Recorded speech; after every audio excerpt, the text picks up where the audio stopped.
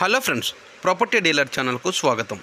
ఈరోజు మనకి ఒక మంచి వడ ఎల్ఆర్ఎస్ బిట్ అయితే సేల్కి రావడం జరిగిందండి. అదేంటో మొత్తం ఈ వీడియోలో తెలుసుకుందాం.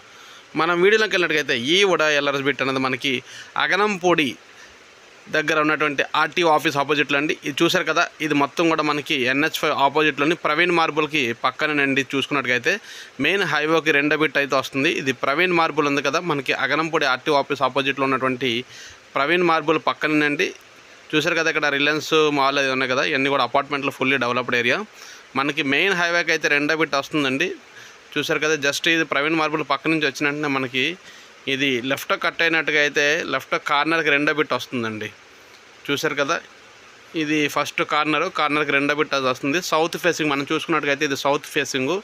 ఇక్కడ ఫుల్లీ ఆల్రెడీ అపార్ట్మెంట్స్ అయితే ఫుల్లీ డెవలప్డ్ అయ్యండి. అయితే మనం ఈ ప్లాట్ చూసుకున్నట్టుగైతే ఇది సౌత్ ఫేసింగ్ వస్తుందండి. ఇది వడా ఎల్ఆర్ఎస్ అంటే ఎల్ఆర్ఎస్ కట్టేశారు. ఇది 40x60 అండి. డైమెన్షన్ చూసుకున్నట్టుగైతే 40x60.